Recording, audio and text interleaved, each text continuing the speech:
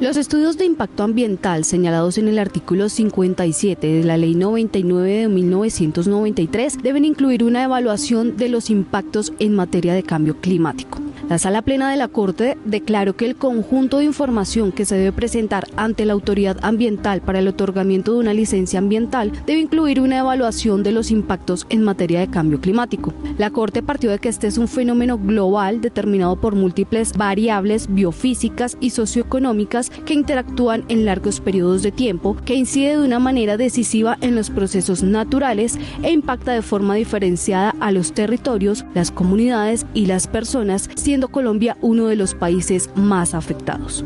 En ese orden, la Corte concluyó que la falta de inclusión de los impactos asociados a ese fenómeno climático en los estudios de impacto ambiental para la obtención de una licencia ambiental genera como consecuencia que el Estado no pueda cumplir adecuadamente con los deberes que se derivan de los artículos 79 y 80 de la Constitución. Entre ellos, garantizar el derecho a gozar de un ambiente sano, proteger la diversidad e integridad del ambiente y planificar el manejo y aprovechamiento de los recursos naturales para garantizar así el desarrollo sostenible. La sentencia T-433 del 2023 de la Corte Constitucional resolvió a favor de la comunidad indígena Zenú El Palmar, ubicada en Sucre, amparar su derecho a la consulta previa, el cual había sido vulnerado debido a la falta de certeza sobre cómo la actividad de acopio de carbón de una empresa portuaria podría afectar su modo de vida. La comunidad habría presentado una acción de tutela contra Compass S.A. y el Ministerio del Interior, argumentando que la actividad portuaria afectaba a sus fuentes de alimentación, como la siembra, la pesca y el uso de la playa debido a las partículas expulsadas por el acopio de carbón. A pesar de que las instancias previas consideraron que el trámite administrativo llevado a cabo por el Ministerio del Interior era adecuado para verificar el derecho a la consulta previa, la Sala Octava de Revisión de la Corte Constitucional decidió amparar este derecho. Argumentaron que aunque el Ministerio había sido diligente en verificar los posibles impactos sobre la comunidad, no habían proporcionado pruebas contundentes sobre cómo la actividad de Compass S.A. afectaba realmente a la comunidad indígena. La Corte reafirmó que la consulta previa es un derecho constitucional que permite a las comunidades étnicas conocer plenamente los proyectos que las afectan y evaluar si esos representan una amenaza para sus formas de vida en aspectos sociales, culturales, económicos y políticos. En consecuencia, dejó sin efecto los actos administrativos emitidos y ordenó a la Subdirección Técnica de Consulta Previa del Ministerio del Interior realizar la respectiva consulta. Falló el 25 de septiembre, el día 2 de octubre la Corte Constitucional le informa al pueblo indígena Yupa, a las empresas mineras y al Gobierno Nacional, al Ministerio Público, que iniciemos el primer paso, que es la ruta metodológica, y allí hemos tenido dificultades. Hasta la semana pasada nos pusimos de acuerdo con Drumo y hasta dentro de 10 días que nos reunimos con Prodeco, vamos a terminar el primer paso, que es la apertura de la consulta previa.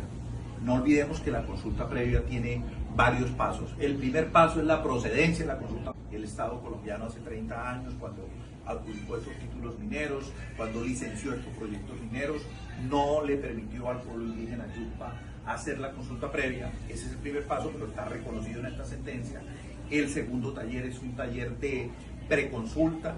El tercer taller es de apertura, el cuarto taller es de talleres de impactos, el taller de reparaciones, el taller de medidas de manejo, el taller de acuerdos y preacuerdos.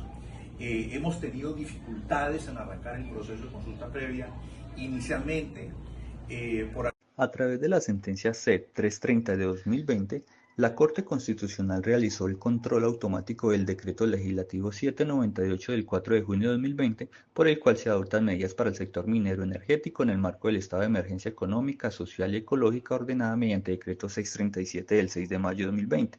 El estudio de la norma se realizó a través de 3 ejes temáticos que agruparon la totalidad de las medidas adoptadas en dicha norma, a saber, primero, medidas en el sector minero; segundo, medidas en el sector de energía eléctrica; y tercero, medidas en el sector de hidrocarburos. En términos generales, Las disposiciones del decreto hacían alusión a créditos a pequeños mineros y mineros de subsistencia, distribución de ciertas regalías, pago de diferido de servicios públicos domiciliarios de energía y gas, líneas de redescuento y compensación de tasas, mitigación de los efectos de la baja demanda de combustible para avión y la continuación de inversiones en hidrocarburos y minerías. La Corte Constitucional encontró ajustada a la Constitución que en momento de crisis y en vigencia de un estado de emergencia se establezcan ayudas y beneficios en favor de un grupo vulnerable, en este caso, los pequeños mineros o mineros de subsistencia, porque resulta necesario adoptar medidas que les permitan acceder a recursos y ayudas de manera rápida para afrontar la crisis por la que atravesaron y con ello garantizar su mínimo vital y el de sus familias.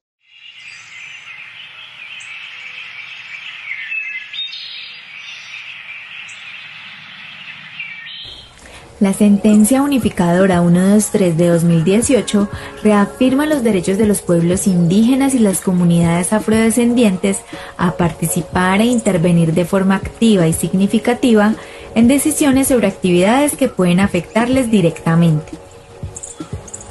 La participación es requisito indispensable para garantizar los derechos de las comunidades étnicas a la integridad cultural, la libre determinación, el territorio y el uso de los recursos naturales.